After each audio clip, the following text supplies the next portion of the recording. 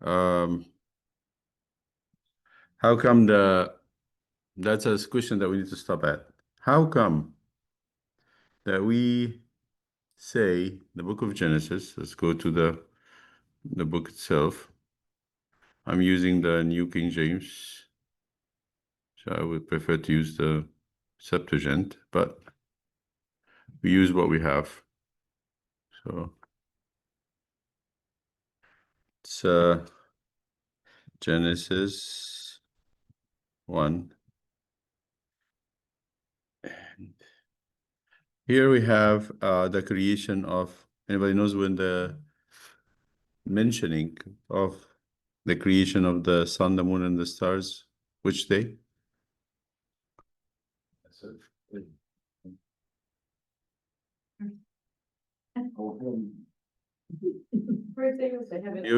Okay, yes, Matthew. All right, okay. Let's go back to the document because I think it shows that we don't read anything. Is there any? We're not reading. That's the problem. All right, let's go to the document, please. And now, before you go and jump into conclusions, here, our document is specifically made so you can actually remember that. All right, here we go. Remember we said this? Remember this. Tahu, Bahu. 1, 2, 3, then 4, 5, 6. 1 corresponds to 4. 2 corresponds to 5. 3 corresponds to 6. 1 is to create domains. Tahu is to create domains, to answer the problem of Tahu, problem of chaos, lack of shape, lack of organization. But then empty, which is Bahu, is answered in another 3 days. So if you look at the table, there is a set of creating domains, and then next to it, a set of filling those domains, making rooms, and then filling the rooms with furniture. You think about sun, moon, and stars as items, are domains or filling? Filling. So they would have to correspond to day 2, and most of you said day 2 because you're confused. Because you have a sky or something, I'm not sure. But they actually correspond to day 1, where the light is. Light is day 1. So when you create day and night, you put sun in the day, moon and stars in the night. For the sky, you put birds. God put birds in the sea creatures and dinosaurs. Day 3, he let the land appear, and then the land appear with the plants on it, actually. And then land, creatures, and humans come on 6th day. So you see the correspondence? And they correspond to the 2 words, chaotic and empty. So do you need to know this? Because how are we going to be teaching your kids if you're teaching Sunday school the days of creation and you don't know exactly where we're going with it? And we talked about 7th day as a day that has no correspondence, no counterpart. There's no friend of 7th day. It's a single day. We got that? Okay. So the idea about how come we say that there was light, but no sun, moon, and stars? We thought that the light comes from the sun, the moon, and the stars. So let's look into that. That's why I go to, and that's what Yusuf asked. So I'm going to go to day 5. So which day is what happened on the 3rd day? Land, the 5th domain came out. What happened on the 2nd day? I said, remember, 2nd, Sikai and Si, good job. What happened on the 4th day? Sun, moon, and stars, the 1st day of the second set. Good job. So here, look at this. I want you just to look at this and look carefully. This is how it is actually translated from the Hebrew. Look carefully. Let there be lights in the vault of the sky to separate the day from the night. They will be responsible. And let them serve as signs to mark sacred times and days and years. And again, he repeats, lights in the vault. This is, I think this is in Ivy. Let's go and find another translation. This helps. NKJV.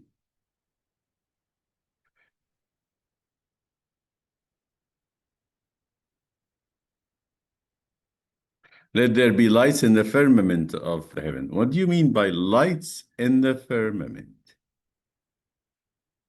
That's very interesting. Lights in the firmament. Yeah, Like, put the light into the area where it's supposed to go. exactly. You're right. But I would say here the firmament serves as. No, I would have to show you what it means. Do you see our lights? That's something humans has already discovered. You see, look at the fluorescent bulbs right there exposed, right there. This one, this tubes. How they get to be that way? No. If you open that tube, what would you see? They would see two poles with a spark that goes between them, and it doesn't produce that much light. So how they produce that much light? You came in time. We're answering your question, Mr. Yusuf. Huh? What was the question? Like, how did we say that God created things on the fourth day, and the light, the moon, the star, and the sun?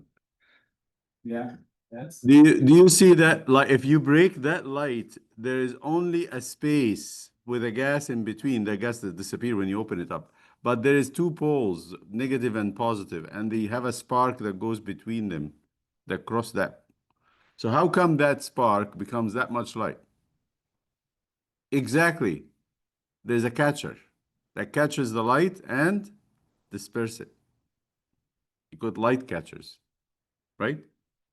Without the light catcher, that's why they make all the covers for the boxes even more catchers. See how it is made? These squares, these little squares. It takes that light and even catches and disperses it more. So you actually, every space of the room will be getting that light. Okay, if there is no catchers at all, what would the light be like? You want to know? That's a question I asked myself. Maybe, I'm sure if, there's somewhere in science who had known this long time ago. But I want to show you my discovery. And for this, I go to this. It's fun. It's fun, YouTube. I would say, what is it called? Red Bull.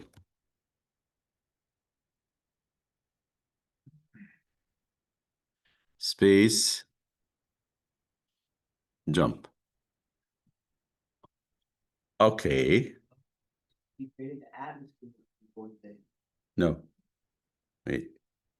Yeah, you can say that. You're very close, but let me show you this. This is Red Bull. Everybody knows what Red Bull is? It's the energy drink. So the company had made something for advertisement. They sent some crazy person out in a balloon to the outer space at the place where the gravity, barely catches the person to bring them back to Earth, and he's gonna jump from there.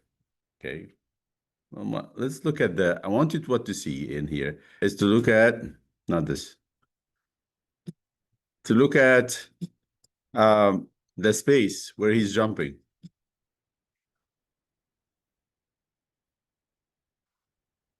That's how it looks from his camera on his head. I'm going home now. Making the sound very. 127,085 feet. He's in a balloon, in a capsule, hanging from a balloon. Because if I start over rotating, you can use to slow down.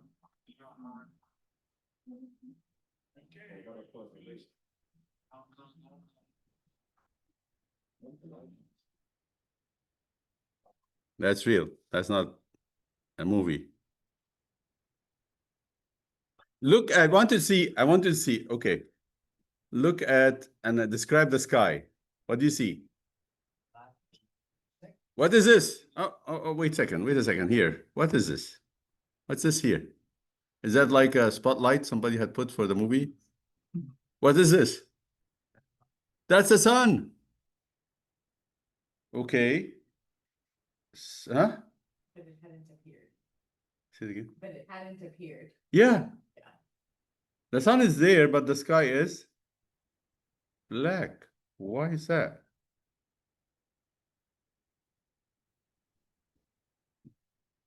Isn't that space though?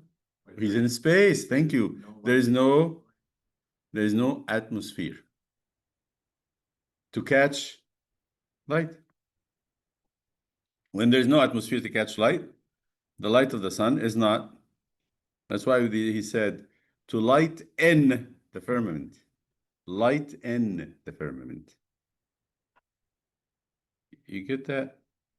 So if there's no atmosphere, like you said, light does not have that. So I said, if you are able, without really destroying the spark, to take off all this glass, including the glass of the fluorescent bulb, you would not have any light, just a spark, like the sun, like a spotlight in a dark place. It doesn't do anything to the surroundings because there's nothing to hit.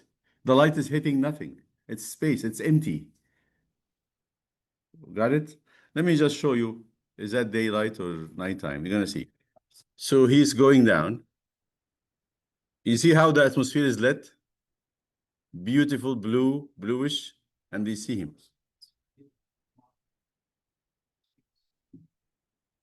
They hear his voice breaking the sound barrier.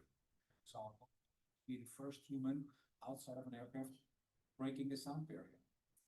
Did you hear Because of him? the fact that a lot of scientists Did you hear what he did? said, It's interesting here. This is real. That was our goal. I wanted to be the first human outside of an aircraft breaking the sound barrier.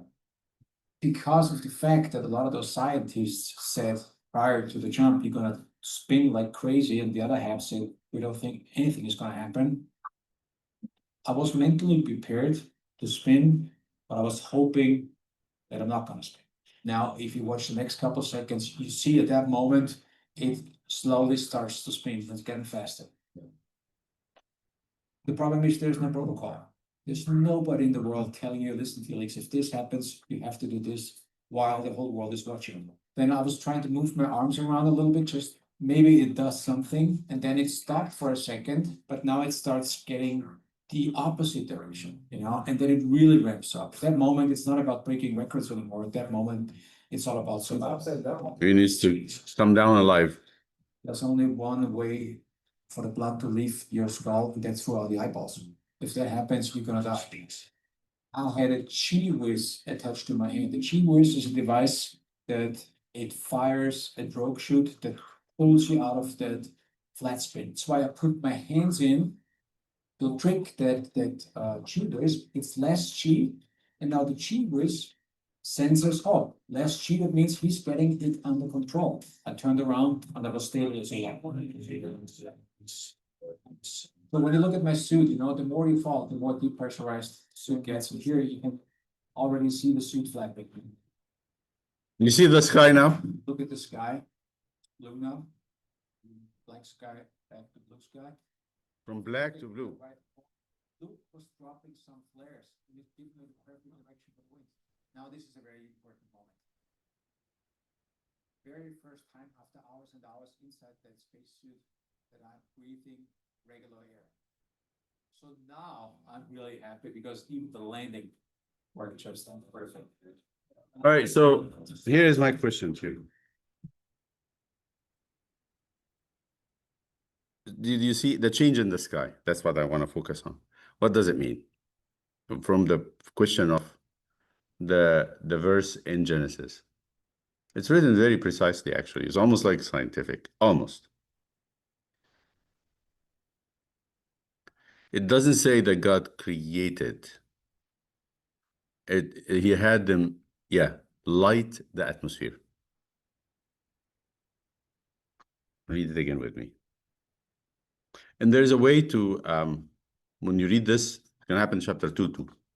Let there be lights in the firmament of the heavens to divide the day from the night, and let them be for sciences, and let them be for lights in the firmament. God made two great lights. He doesn't say when he made them. You're going to see that in second chapter, that God made the animals. So that made is not then, it's actually really made.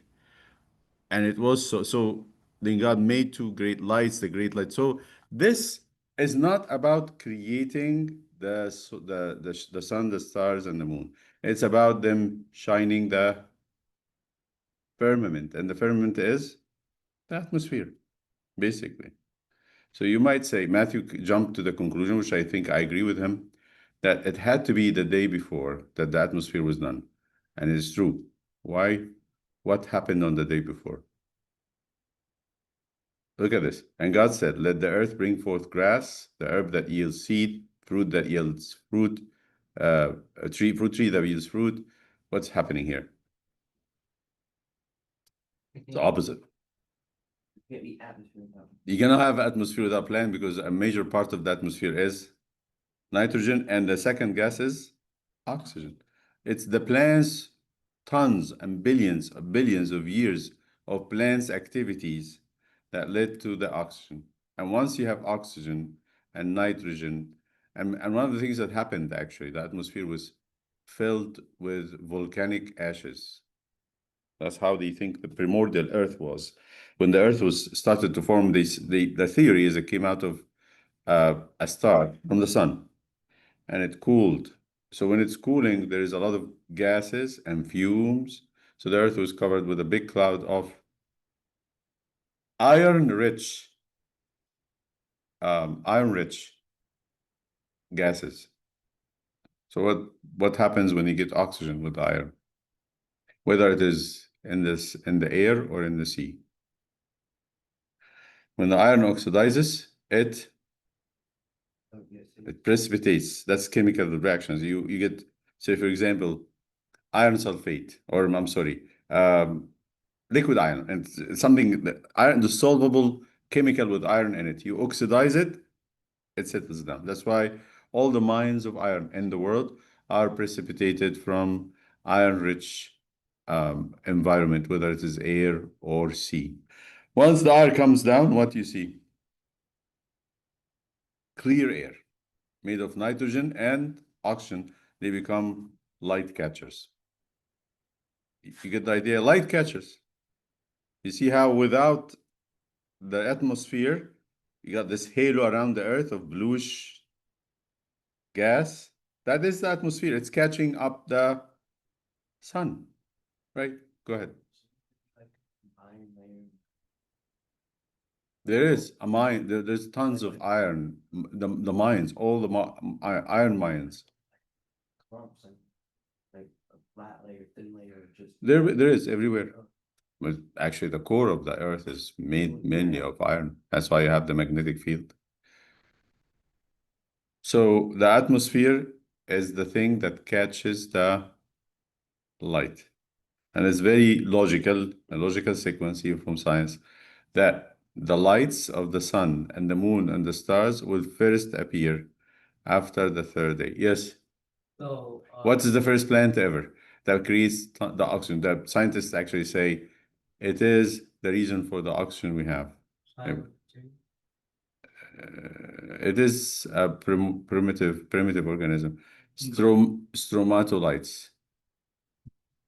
Stromatolites are the reason for the oxygen we have today. Right, go ahead. What's the So second? is the word for made the same word in Hebrew when it's made from nothing or like created? Yeah, but no, it's not created. But this is different than science books. There is no sequence here.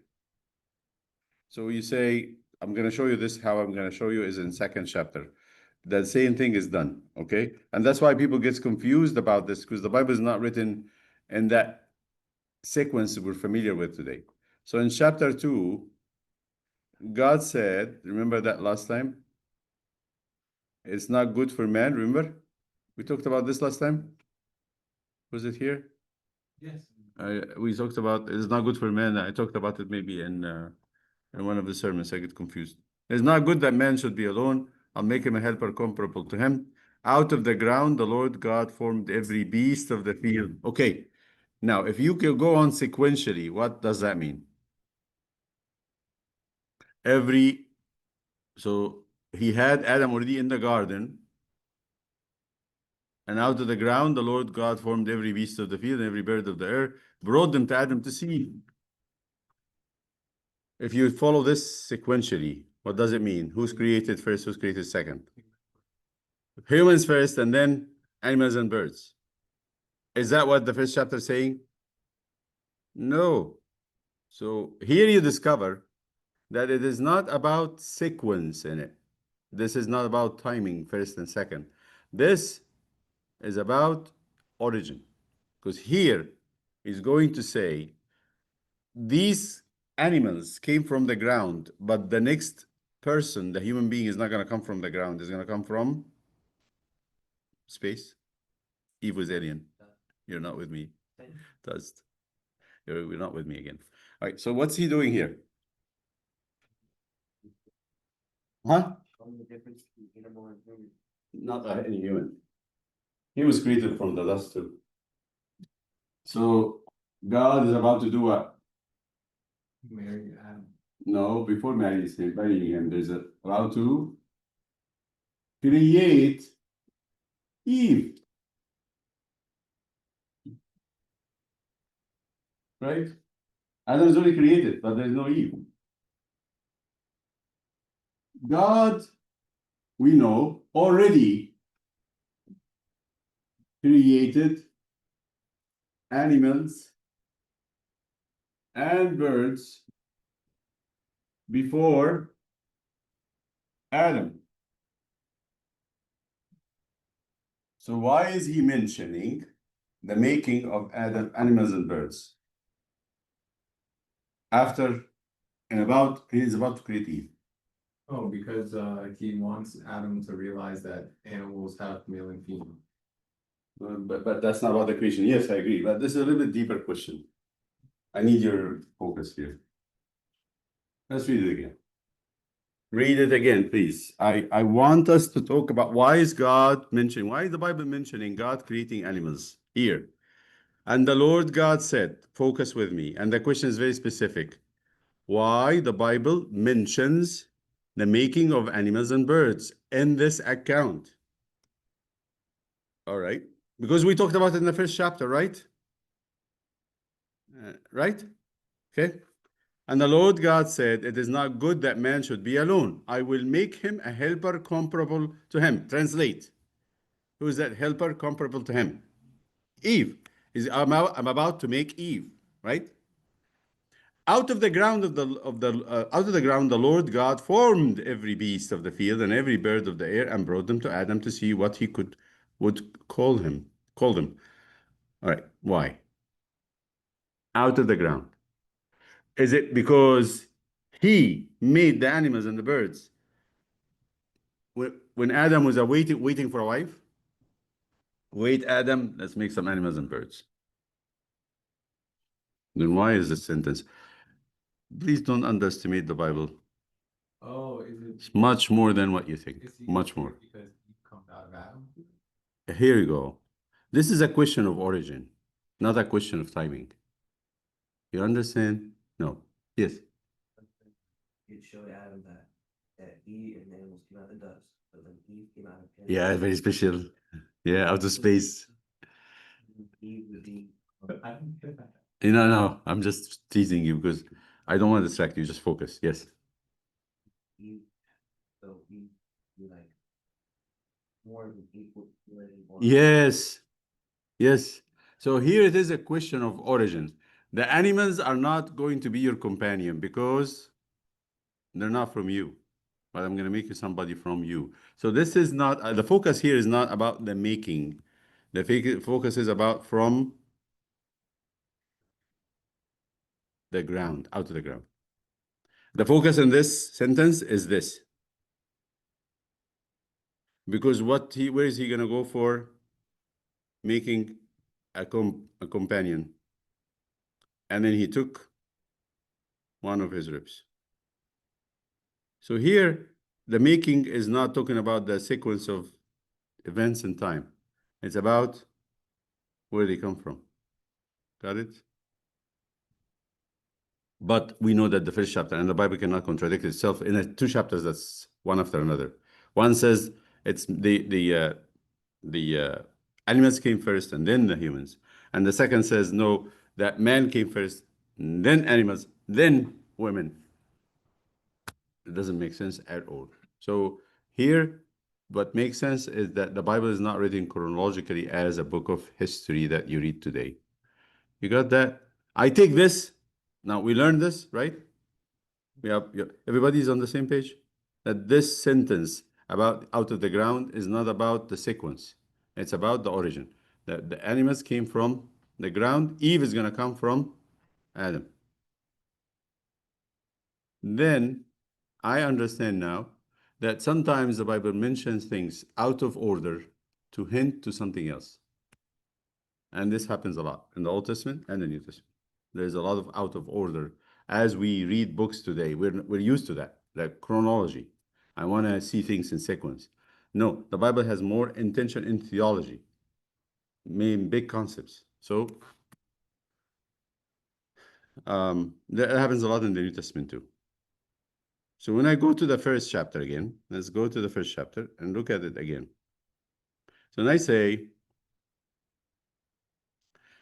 and he made, the same sentence, right? And out of the ground, the Lord made the animals. It doesn't mean really that he made them on the fourth day. It's actually part of the light that he made. So when the Big Bang now is there's a video that I would recommend for everybody to see. I might send it to you by a professor in Cambridge, England, who the study is called Philosophy and Science. You need to listen to it. Talks about the Big Bang and how it is actually fitting the narrative. He said until the 19th century, the scientists of the 18th century were almost all of them atheists because of certain things. Then comes the 20th century, actually. The 20th century, so 19th century were all atheists. In the 20th century, starting with discovering the Hubble telescope, they found out actually that we are in a cosmos, in a universe that expands. And with that discovery, they call it the redshift. You know how you hear in the sound? You know, there's sound and light, right? If you have a train going by and they're honking their horn, it does like this, right? Because it's going away. What happens is that the wavelength is being stretched. So you hear a change in, not the volume, in the tone. They call that wavelength stretch. It's moving. Or a car, same thing. So they said, actually, we see a redshift. Whenever you see galaxies by the telescopes, they're extremely red, more red than you expect them to be. And they say, what's that? Because that's the end of the spectrum of light. When you analyze light in the 7 colors. So the redshift means that these bodies of light are moving away from us at a high speed. As there is a stretch in the wavelength of sound, there's a stretch in the wavelength of light. Yes. That's the Big Bang. The Big Bang means the universe was literally, this is how it begins. That's how the cosmos was. And all of a sudden, an explosion happened, and is almost like a balloon going away from each other. And as they move away, they're still moving away. We're expanding. We look at them, at these stars and galaxies, and they're moving very fast away from us. We see a redshift because they're moving, right? I want you to listen to this video, and really, it's important to understand these things because they all talk about, so they said, if the universe is expanding and everything is getting away from each other, from a center, then you rewind, what do you see? Yes. So I just had a question. So do we say like just God created the beginning of the universe? and then He just created the happened. universe. Yeah, like, did he just, like, you said the Big Bang Theory is the most thing that could have happened. So do we just believe that God created, like, just this? He did create the universe, but he That's- continues to see it. He's created processes that's going on. He created life, and he's continuing to take care of it. He's not really leaving it, because that's another belief. They call it deism. Deism is to believe that God is hands off, like a watchmaker. That's sometimes somebody said that. That's not what we believe. We believe that he believe he's pantocrator, not just able to do things and watching. No, he is involved already. Yes. Big thing. He said that. Okay, let's go follow that thought, because that's where philosophy comes in. So you say that the cosmos had a beginning. All right. So what happened before this big spot, this small spot? Because that spot, once it is made, once it's found, it actually explodes. There's no time actually before that explosion. No time. What do they mean by no time? I mean no time. Okay. So the philosophical question says, can nothing create something? Then what was it? What was the cause of what was created? How did it come to be? Because since philosophy says nothing makes nothing, then how something can comes out of nothing unless there is an entity, a being outside this that actually willed it to be. You got the idea? Yeah, but Because once that Big Bang theory was discovered, many physicists, actually there's no true physicist who doesn't believe, and then they start coming, if they want to resist the idea of God, they have to come up with alternate ideas that the yo-yo universe, it begins, it goes out, reaches certain limit, and then comes back and collapses, and it goes out and collapses again. So why do we need to go that way? And where is the evidence for that? There's no evidence. wouldn't that just take us back to the watchmaker theory? Like, What does God what is the create- watchmaker theory again? It is someone who has done something and he's hands off. God is not hands off. And the reason why we say that, because we have miracles happen. If he's hands off, then why miracles? How can he explain miracles? Yeah, but when he created, like, God created the beginning of the universe, he created all the processes and all things that had happened, and then he just let it happen. He doesn't let it happen. He puts on the laws and he governs the laws. What we're seeing is we're watching what God has made and is still making. But we don't know, for example, nobody can explain gravity. Till now, they know how to read it, measure it, but they cannot explain what it is. So these things are still mysteries. And God is in control because the fine-tuning of everything that's happening over history is maintained. Who maintains that? Every energy in the universe, every movement of a star is sustained by God. That's the belief of the church. Like, it's not like he's hands off. The universe does not have endless energy on its own. It has to be sustained by somebody who's holding it. Yes. So why we say the Bible says Jesus, or the Son of God, the Word, is the one that holds everything together. Yes. If people say though that there wouldn't be evidence because if everything is destroyed or pushed, compacted, there wouldn't be evidence of something that was there because it's destroyed or quit like melted metal. Not gonna have the evidence of the thing that was before, and it was melted. So when you put it for a new object, you won't have like stretch, like bend marks for the old objects. So like, could people say that that happened too? Trying to understand what you're saying. Like if something. There's evidence of something that happened before. That's what you want to try to say? I was saying like, how can there be evidence of that happened before if it was like destroyed? You can say that. So I'm just trying to say they're trying to get out of the idea that there is God by any means. So they say multiverse. There's multiverses. We keep disappearing and appearing. It's all like science fiction. But the true evidence that we have, it says there was a beginning to our universe.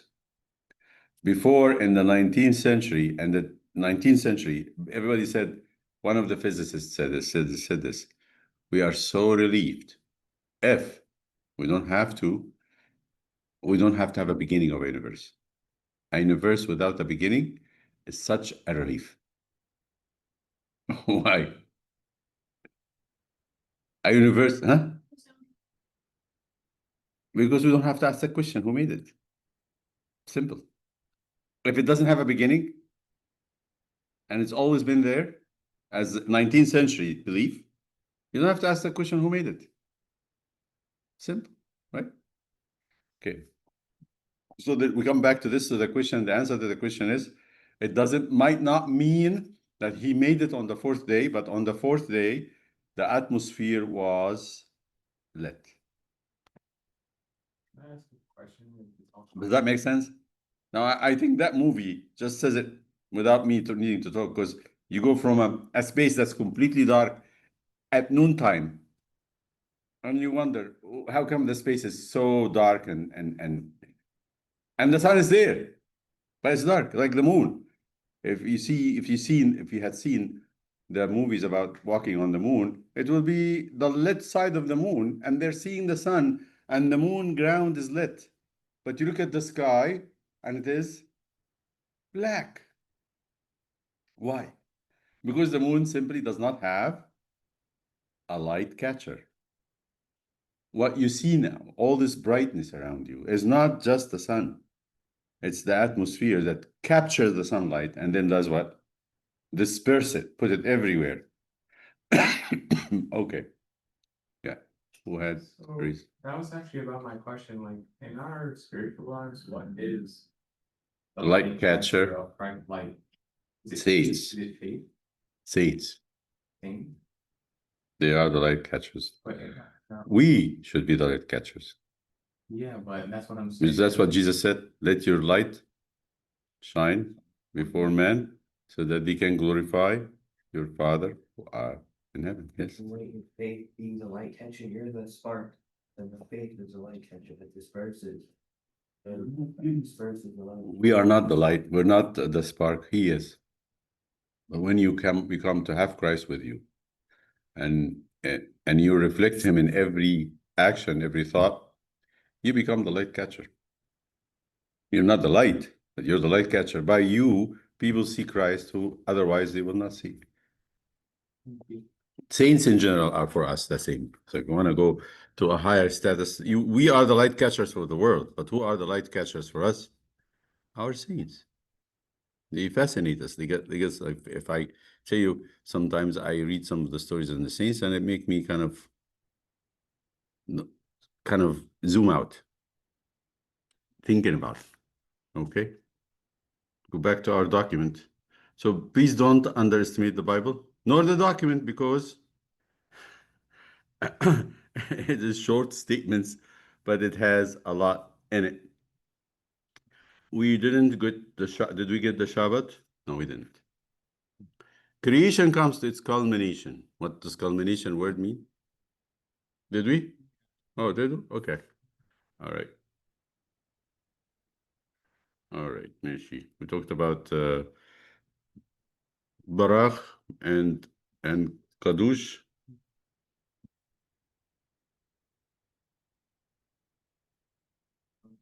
All right, chapter 4. And the second one is about we continue on with the creation and with the fall. We have 4 questions. What does the creation count say to the paleontology? What's a paleontology? Archaeology is the study of a history of nations. Fossils? No. Just the paleontology is fossils. The prehistoric times, the ancient times of the earth. What's the meaning of tanin and nakedness? Arum. Arum is nakedness. What happened in the fall and what are its consequences? And we have the two genealogies, Cain, Abel, and Seth.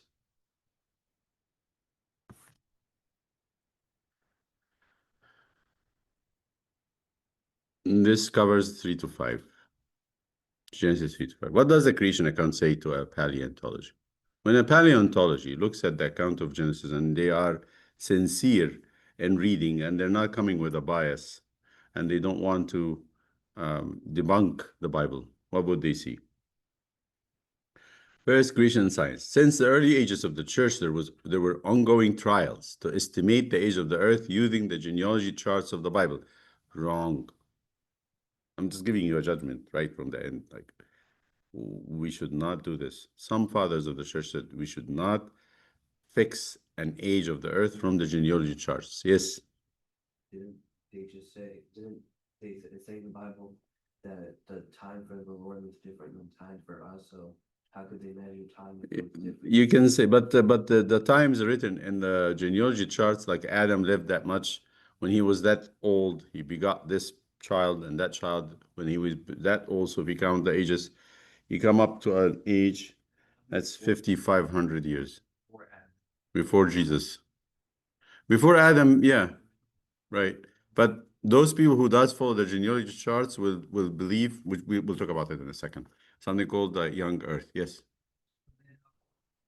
So were the ages of Adam and all, like the genealogy from there, were they like, how did they live so long? Was Some it- people have theories about this. They said that the genetics, the makeup of humans was different. In a way, there was, they discover now something at the end of the genome, of the human genome. It's like a lock. It may be like, let's say, for example, I'm not sure the number is, maybe 16 genes at the end. They lock the genes. And if you think about it as a lock, and as time went on, these genes started to get lost. And the more lost, the aging process started to accelerate. So those genes were to slow down the aging. I know most of our ladies would love to have those genes back. That's not telomeres, is it? Telomeres. Very true.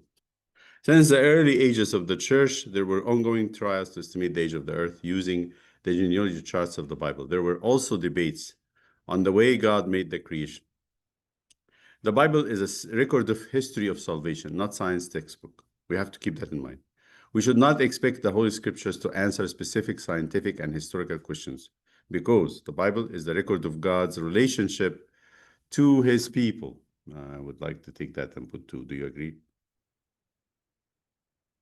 Or with is okay. And is concerned with different set of questions than science. The scriptures are concerned with the why and the who. Why God created certain things. And who created them? How did they come to be? Why science is concerned with when and how. Yes. Like, but how can we ignore the level of description in the Bible? Like for that description, I would think of the Bible to say something more like, in the beginning, God created the animals first, then the humans, and then the Eve came from the ribs of Adam. Like, just be simplistic and give an overview of what happened, and not like first day, second day, third day. As if the Bible is actually trying to give like an actual Right, but this is not meant to be the science of creation. It's meant to be the moral model. So when we do this, we look at it, rabbinic teaching, this is where the rabbis go. They say, our God is a God of order. He has a plan and he's executing it in steps. Yeah, but we also say that they can be out of order. They cannot. You said that they can also be kind. The wording of it, but there is something for it to forget. Okay, God made them in order, but to be written out of order, they're gonna have to be a certain higher reason, theological reason. Like we said, there is a theological reason for this. So people say the 4th day and the sun and moon stars, it's perspective of the person looking from the earth. Who was hovering on the face of the deep was the Holy Spirit. The Holy Spirit looking at the sky as a person would see light. And that becomes, because he's the one who's going to inspire the writing. So from the perspective of the earth, of the Adam, of the dirt, The dirt does not see light until the fourth day. Okay. The author of the Bible and the creator of the universe is one, creator of heaven and earth. Therefore, there should be no conflict between the Bible and ongoing true scientific discoveries. That's why it's very interesting. It's really, this statement is very true. In the 19th century, they said, the universe is perpetual, it's always been here, doesn't need any gods. Come the 20th century, the new discoveries, especially with astronomy and physics, they discover no, the universe had a beginning. And once you say it had a beginning, you cannot escape the question, then who made it? Right? No conflict. The ancient church fathers did not have the wealth of scientific and linguistic terminology that we have today. Therefore, we should not expect them to answer questions that should be answered by science, sincere scientific studies. Don't go to church father and say, I want them to explain to me that the new theories about the Big Bang. That would be absurd.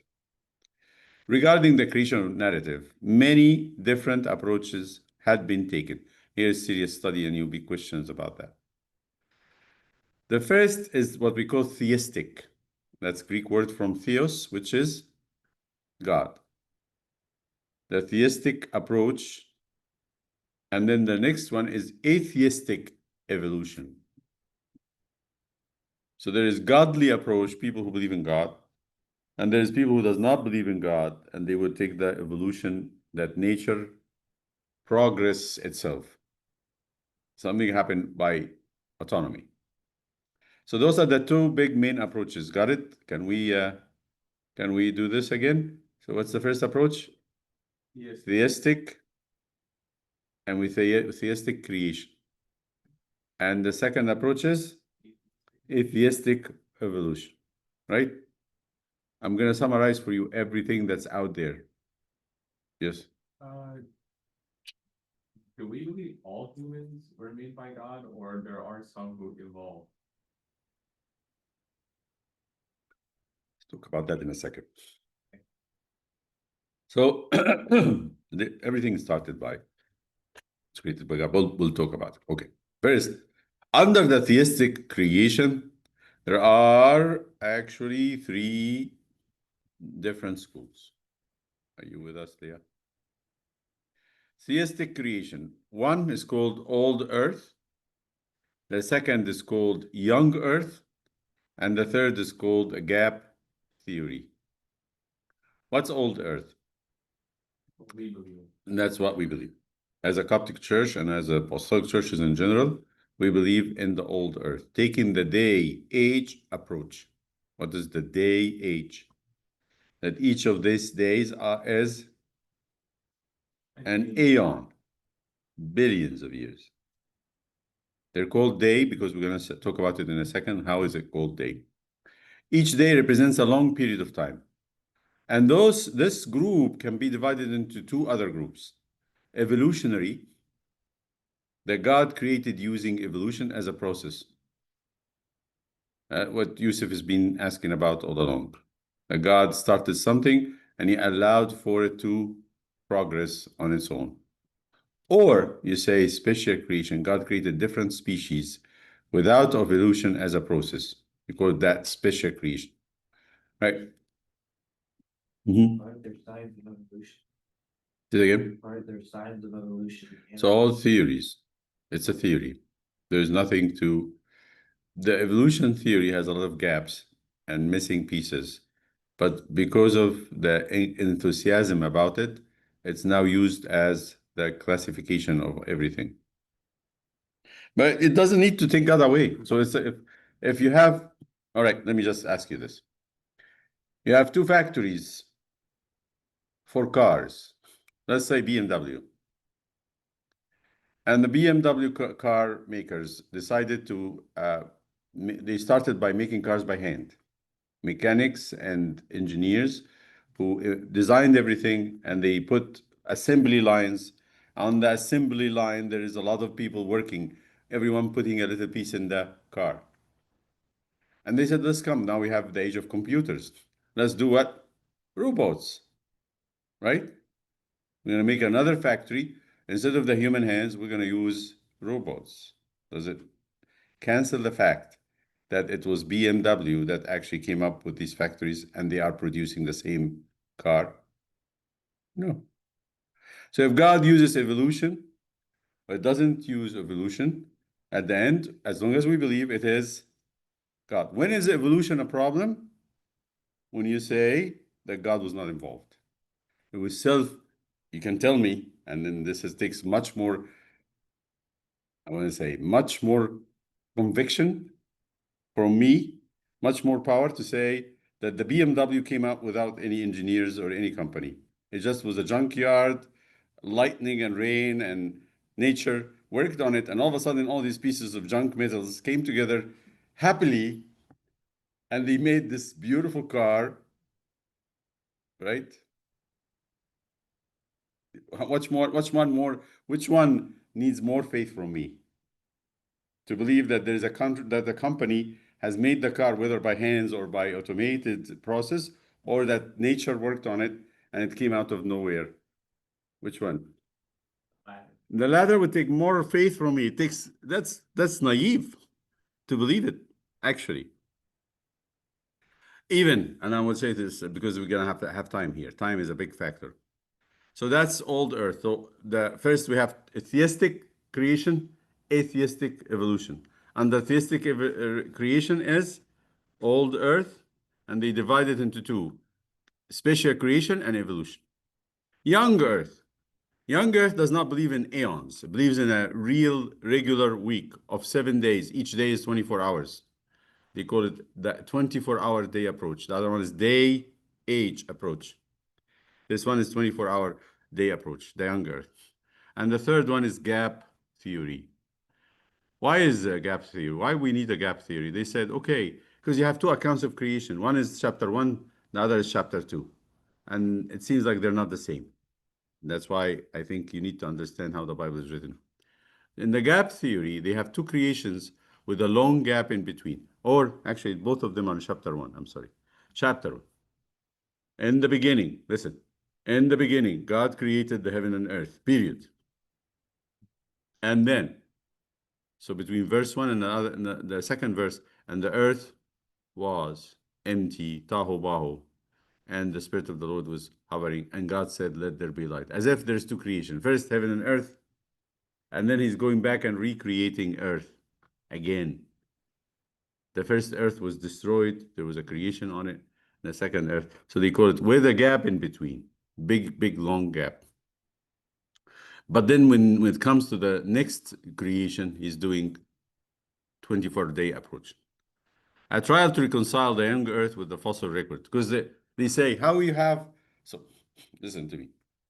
This is actually a real problem. Because the fundamental Christians in this country, as in many countries, they believe in a 7-day creation. I was shocked that our bishops are into this. Some of the bishops both are encouraged. They were not into it, actually, but they encourage people to bring in big presentations about how God created everything in a week.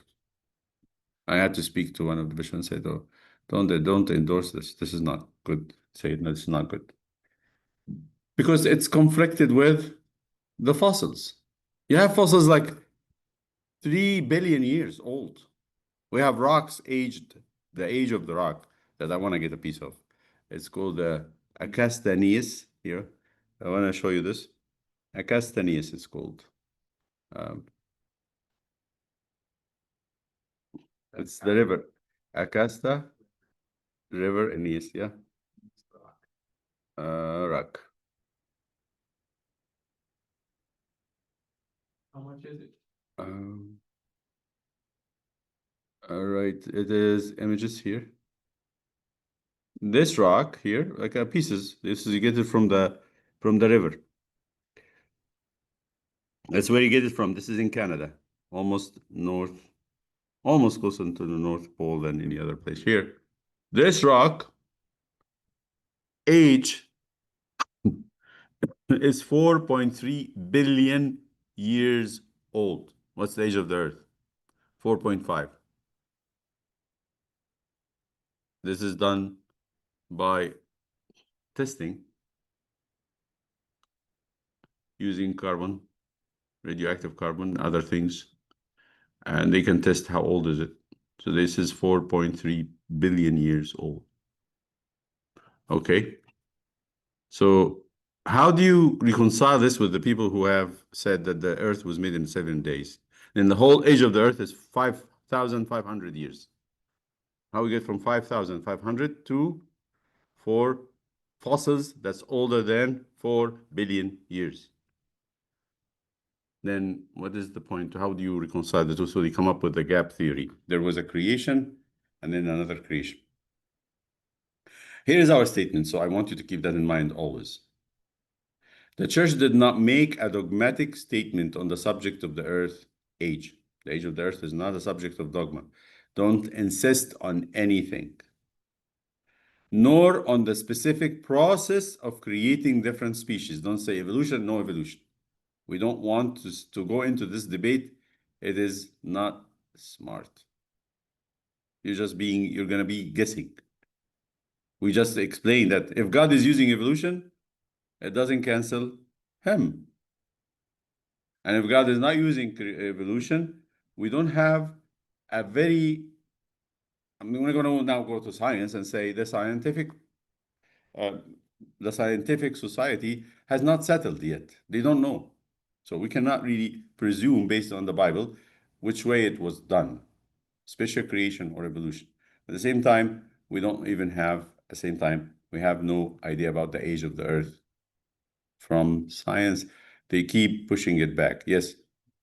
Wouldn't that like support the gap theory though? Because if you said the rock was 4.3 billion, the earth is 4.5, what is that? 0.2 different. It can be old age, old earth.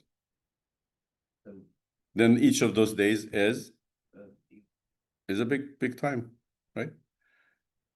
When evolutionary explanation excludes the creator, then it contradicts the first statement of the creed and the account of Genesis. In the beginning, God created, right? If that is going to be contradicted, then we don't agree with it. That's the second position, which is the atheistic evolution, spontaneous appearance of the universe and life, natural selection or similar mechanisms is responsible for the appearance of life and new species.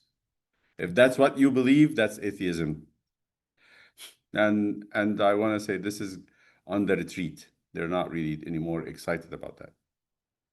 Just keep that in mind. Problem is when people start to hang on to a good new idea that's very exciting, it's very difficult to forget about it even when it's debunked.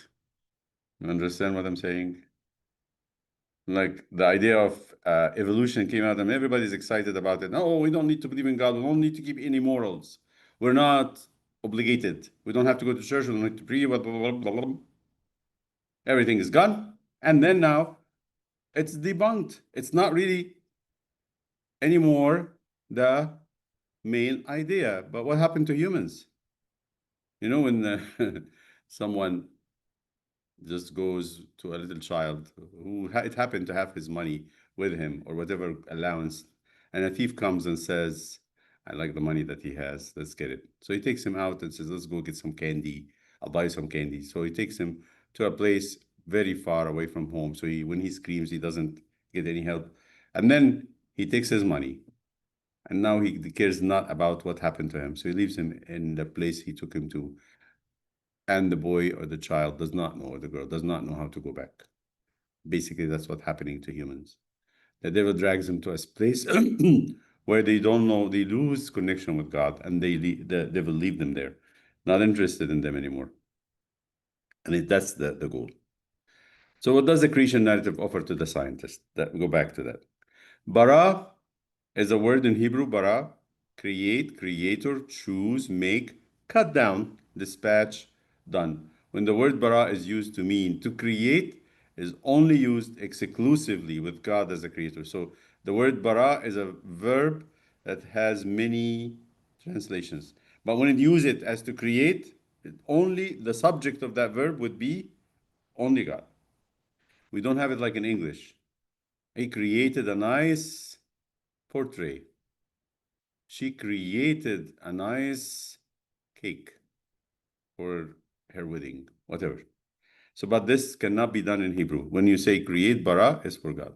Creation ex nihilo. And I say that to kids and they get a kick out of it. I say, okay, so when your mother wants to make a birthday cake for you, and she's going to do it from scratch, does she say abracadabra and all of a sudden with the wand, abracadabra, and then the cake comes?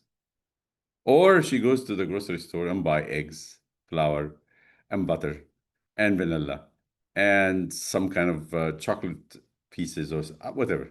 So they say, no, she goes to the grocery store. So is she creating from nothing? And they all realize that she's not creating from ex nihilo here is the word for, I think it's Latin, for out of nothing. It's not like our mothers in the kitchen. There is an agreement among scientists on the Big Bang Theory as the beginning of the universe. From nothing to a single point of few millimeters. The universe was there. It's crazy. The whole universe, that is billions of stars and galaxies, billions of galaxies, started with few millimeters. Can you put that in your mind? Few millimeters. Okay. The theory affirms a beginning for the universe. It is obvious that the universe cannot will itself to existence and need a creator to will its existence from nothing. Now we go to the second concept. This is unpacking chapter 1 a little bit. What's the Hebrew word for day means? It's the Hebrew word, pronunciation of it is yom, like the Arabic.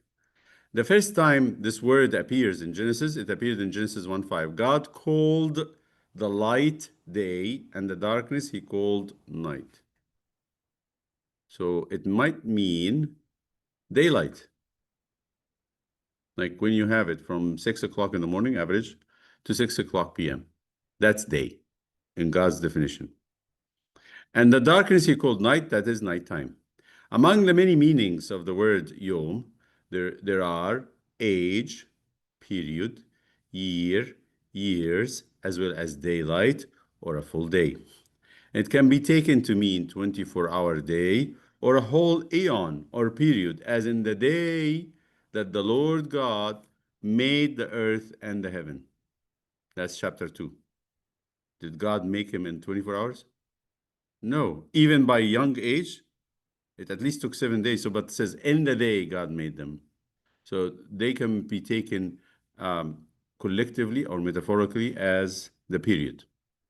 In the first chapter, it's the period of time during which a specific creation was made.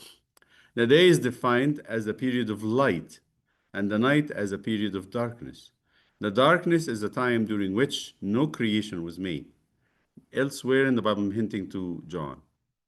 He said, when he was going to raise Lazarus from the dead, Jesus said that when it is light, when it is day, humans walk and go about their business, but no one works at night, meaning the time of rest. Time of no action might not be rest. No action. Elsewhere in the Bible, night is a time of destruction, death, and even desolation. The current information from paleontology reveals 6 periods of new living creatures appearing on Earth. The 6 periods of new species appearing are separated by 5 periods of severe darkness, not talking about darkness like night, and extinction. The 6 periods of light and life parallels the 6 days of creation. The 5 periods of darkness were attributed to global events like the snowball Earth, massive volcanic eruptions, and meteor collision with the Earth. Collisions, let's just add that, so it's plural. The 7th day of biblical creation was not preceded by a night, and this is important to keep in mind, because it always says, and it was the night and the day of the first day. So there's a night and day of the first day. See 2 meanings here. The first meaning is light. And the second meaning is time period. A period. So let us go, and this is another one to think about it. All paleontologists now, this is an agreement, consensus. They say the Earth, when it started in the very early processes of the Earth, beginning of the Earth, it was a water world. Very interesting. There is a unanimous agreement among Earth scientists that the Earth in its earliest stages was a water world. There is evidence from the most ancient rocks of the Earth being completely submerged under the oceans. This agrees with the biblical account of water covering the Earth before the land appeared on the third day. It's very. I said this to an agnostic, a German lady. So she said, well, the Bible says it's the Spirit of the Lord hovers on the, then God says, let the land appear, because maybe they find these fossils of like sea stars, no, the stars, the starfish on mountains. We see them now. Actually, there's starfish somewhere in the mountains. And that's why I said, no, you're thinking wrong. This, you're talking about the flood. I'm not talking about flood. I'm talking about the water before the earth appeared. There's two different things. In the beginning, there was water covering the whole earth. When the earth cooled down, there's water. So let me ask you this. Who would know? Who would know that the earth was covered with water before anything was created? And there's no creation, by the way. There's no starfish. When did the starfish come? Yes, it's old. Which day? Thank you. That corresponds to day number 2 in the domain division. So day 5 is where sea creatures were created. So we're talking about later. But before day 1, there was water covering the earth. Who would know that? If there's no humans to watch it. Only God. Only the Holy Spirit. So there's evidence that this is actually done. And then two ways you know this actually from paleontology. There's two. One of them called zircon crystals. The most ancient zircon crystals, tiny crystals, you find them in rocks, have water inside of them. Where is the water coming from? In the zircon crystals. Every zircon crystal, you find it on Earth because they have been surviving billions of years, have water. Means that all the rocks, all the zircon crystals have been immersed in water, were submerged. What's the second one? The most ancient rocks that you find are all paleolavas. What's paleolava? A paleolava is volcanic rocks that's formed under a lot of pressure. When you have a liquid, say anything, drops of oil that goes into the water, what do they look like? When they are actually, usually they float. But if they are on the bottom of the cup, what do they look like? A circle. Why? Because of the pressure of the water. So all the melted rocks that came out of volcanoes are actually paleolava, mean they came out under water. So the scientists convinced that the first Earth was a water world. And any Earth came from under the oceans. The scientists are discovering this, which the Bible already has said. Let the land appear. Dinosaur. The word dinosaur, listen to this, because you might ask so your kids in the Sunday school would say, there's no dinosaurs in the Bible. Where do you get that? Where is the Bible? Why the Bible doesn't talk about dinosaurs? Okay. The word dinosaur does not appear in the Bible because it was coined as a term, the word itself, in 1824 AD. So 148 years after the finding of a dinosaur tooth in England in 1676. This was a doctor's wife in England who loved to garden, and her husband was very interested in studying bones of different animals. So she was digging in the garden and found this piece of a tooth, but the tooth was like this, was that size.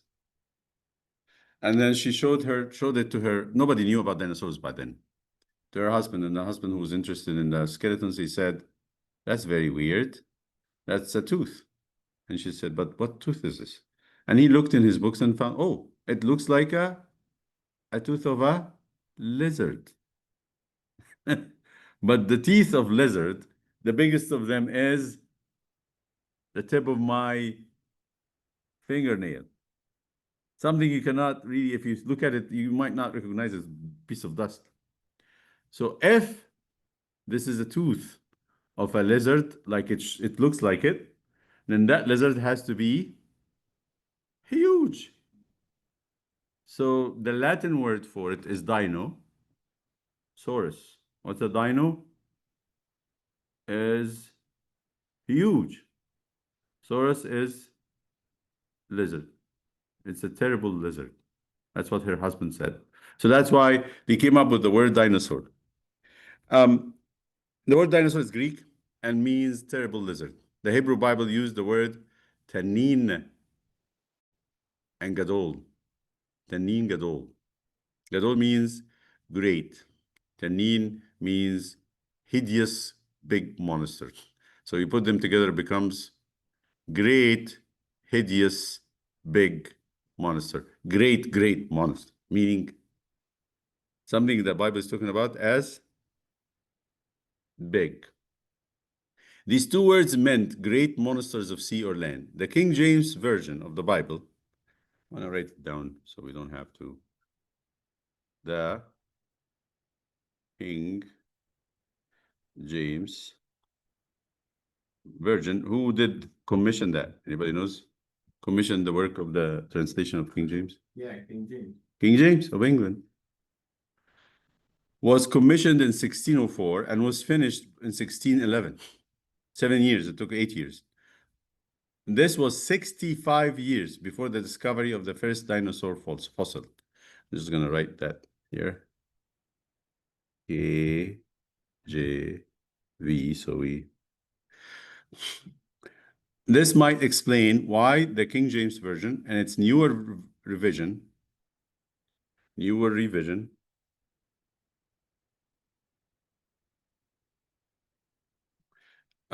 King James Version translated Tanin Hagadol to great whales. Why? One of the translations, one of the uses of the word Tanin is whale. Tanin Hagadol can be great whale. So why great whales? Why the Bible translated in your English versions and God created the great whales? Why? Yes. Like mass. All right. That's what the only thing they can use as an example to describe it. True, but there's something else. Why we translate Tanin Hagadol, although in the Hebrew word, in Arabic, you know what it's translated as? Anybody read the Arabic Bible? Yeah, It says, وَخَلَقَ اللَّهُ التَّنَّانِينَ الْعِظَامِ. Same word. What does it mean in Arabic, tannin? Tannin. Giant? No. Huh? Dragon, yes, that's it. Thank you. So if you read dragon in the Bible, what would you think? Dragon, yes. They didn't know what dragon. You know what dragon is? Of course. How to Train Your Dragon, the movie. But what does dragon meant for people? What does dragon mean for us? snake. Yeah. No, it's not a snake. It's a fake mythological creature. So once people read dragons in their Bible, what would they think? The Bible is a mythology book. Exactly. You understand? So the translators of the King James versions shied away from using dragon or any such words to translate Tanin because they were afraid people reading it, they will get the impression that the Bible is a mythology book and they would not believe it. You understand? So that to get another translation that actually makes it more real is to get, instead of the dragons, you get whales. Things like this is very important. So you look at the Bible and say, great whales. Okay, so what's the difference between, why didn't he talk about elephants? Right? Okay, yes. Or mammoth. Yes. Like why did the Hebrew translation go into that word that would translate to dragon? Like why did they use that word? Because to them, it's a creature that doesn't exist anymore, but it's of a hideous, enormous proportion. So like, does it already say like creeping, things? At their time, they didn't really think of dragons. This mythological was not in their tradition. They never had any dragons in their tradition. Well, doesn't it say like you just eat all the things from the beasts of the earth? Mhm. Could these also be used for the dinosaurs? So why would they have? No, beasts are not dinosaurs. The beasts are actually the wild animals. Cattle is the domestic animals. Beasts are wild animals.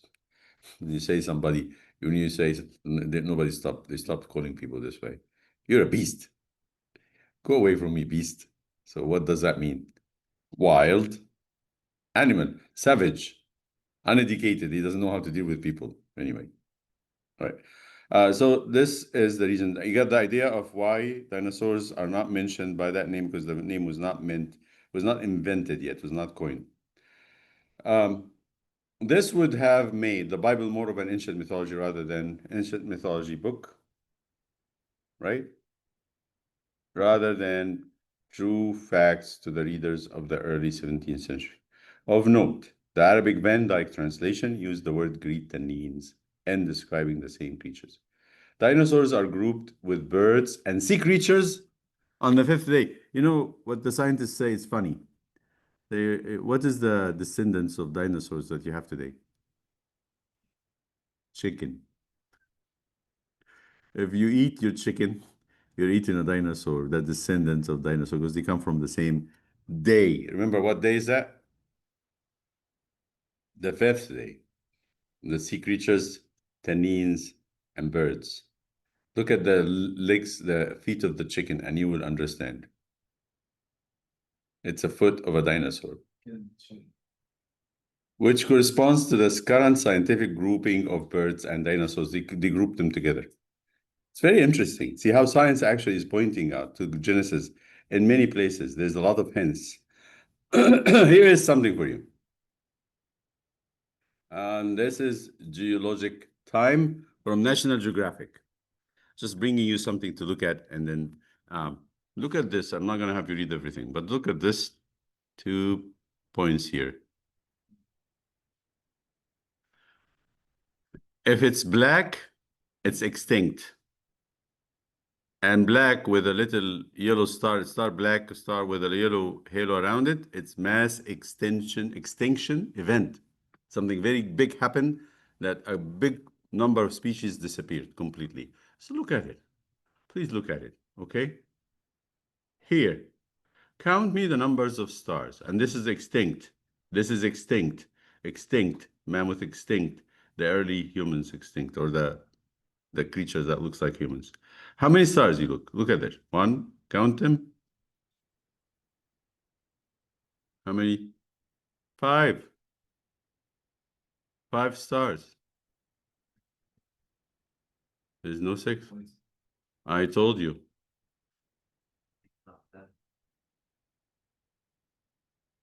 Go with me. When is the first night?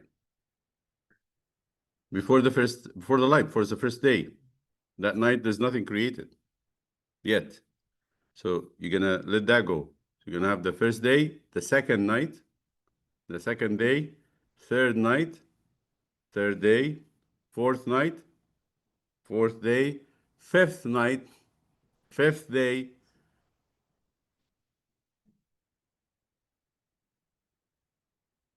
Wait a second. Let me go back. All right. Well, let's go back. There is sixth night, yes, but there's no seventh night. Sixth night, right? The first night, nothing is created. How about the second night? Was anything living created? What's the second night? Before the second day? Is God separating the sky from the sea? When is he going to create anything?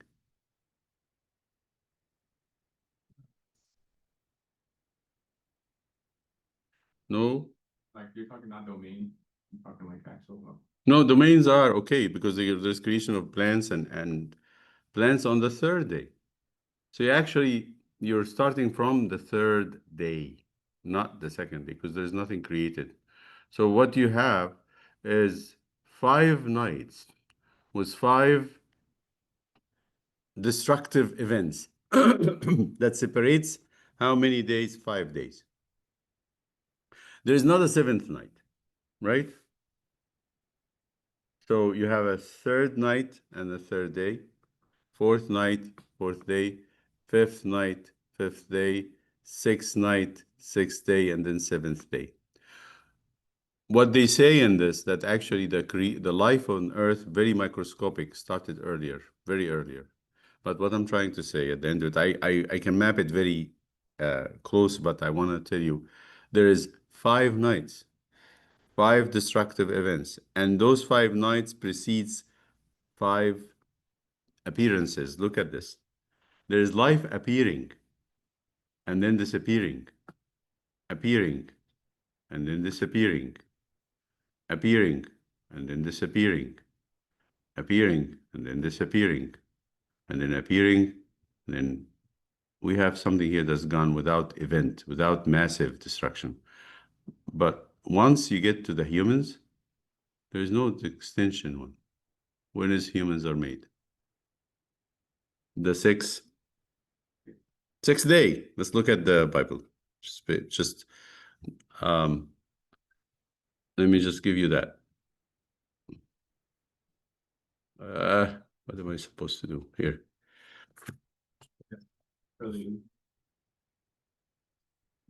Let's go 6th day. Here we go. And then this is humans, and then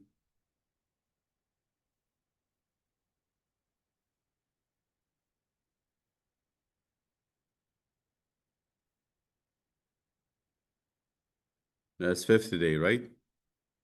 And then let the earth bring forth living creatures according to its kind, cattle and creeping things and beasts of the earth, each according to its kind. So creeping, cattle, and beasts. And God made the beasts of the earth according cattle according to its kind, everything that creeps on the earth according to its kind. God saw that it was good. And then he said, let's make man, still in the 6th day. And that was the morning where the 6th day. Very good. Closing. We go to chapter 2. And listen to the 7th day. What would happen in the 7th day? Thus the heavens and the earth and all the hosts of them were finished. And on the 7th day, God ended his work which he had done. There's no mentioning of a 7th night. There's no mentioning of 7th night. We go from the 6th day to the 7th day without a night. What does it mean to have a night after the 6th day?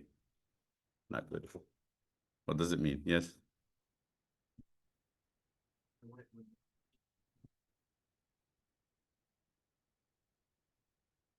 Yeah, the end of the world. But I mean, it will mean the extinction of man. So there's no 7th night that precedes the 7th day. All right. So what I'm trying to say is just don't go very specific because there's overlapping of things. It's not exactly like sharp, but at least that there's 5 periods of complete darkness. If you go into documentary about what events happened, here's one of them. I want to show you. This one. It's called the Snowball Earth. And this is not Ice Age. That's not Ice Age at all. Don't confuse the two. Snowball Earth. Here. I'll go into videos.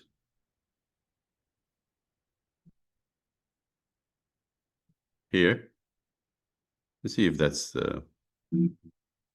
This global freeze likely occurred during the Cryogenian period, approximately 720 to 635 million years ago, an era marked by drastic climatic shifts.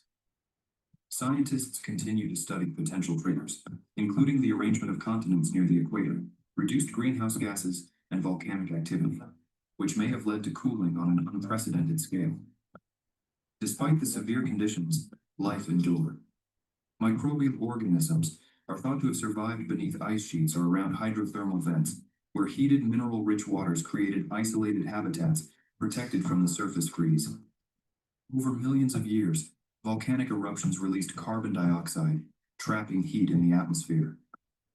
As this greenhouse effect intensified, ice began to recede, gradually transforming the frozen landscape back into one capable of supporting complex life.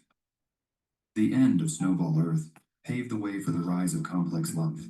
All right, let me just say about Snowball Ball Earth is that they say the continents were moving, the continents, they're moving, and one of the reasons why the Earth is warm is the currents of the ocean.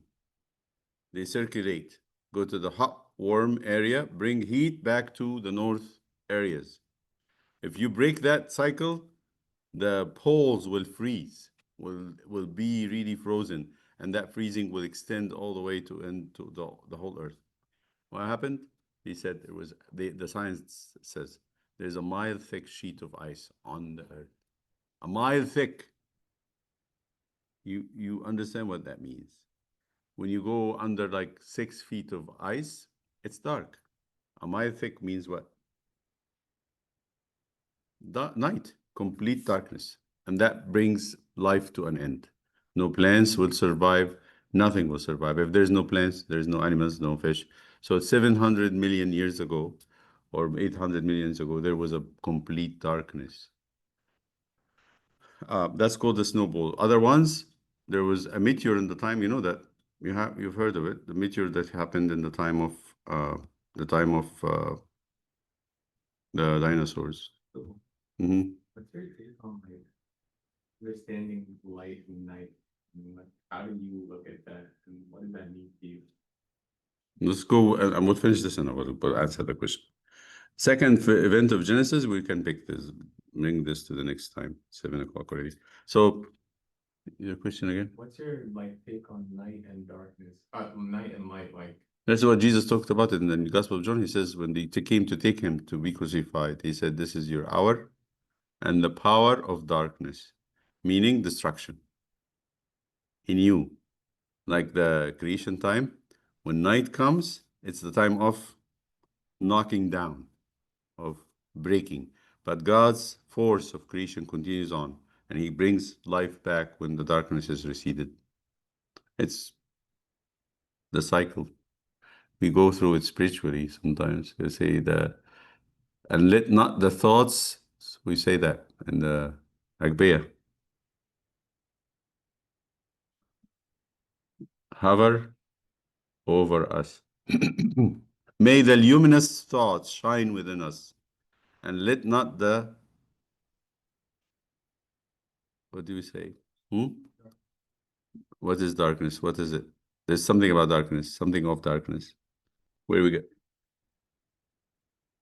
It's in the Agbeya. I think it's, what do we say? We say it in the midnight, right? It's midnight.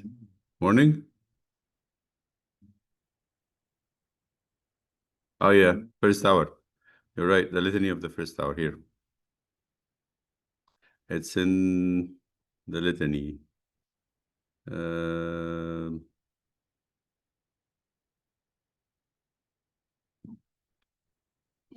Yeah. Okay. As the daylight shines upon us, O Christ our God, the true light, let the luminous senses and the bright thoughts shine within us, and do not let the darkness of passions, hover over us, that mindfully we may praise you with David saying, "May eyes hasten to awake before the dawn, that I might meditate on your saying." So what's that saying? That we go through periods of light and a period of darkness. When the period of darkness, what happens? Whatever we're building our relationship with God, coming closer to him, seeing him, praising him, producing fruits that's worthy of him. When the darkness comes, we become very paralyzed, and it's all these demons comes in the darkness. That's very rightful that kids should be afraid of darkness, but not that dark. Okay, let's say our Father. Make us worthy of thee, our Father who art in heaven. Thy kingdom come, thy will be done on earth as it is in heaven. give us this day our daily bread. Forgive us our trespasses As we forgive those who trespass against us. lead us not into temptation, but Deliver us from the evil one through Christ. may the love of the Father and grace of his only begotten Son, Jesus Christ, and the fellowship of the Holy Spirit be with you. Be with you. Yes, be with you.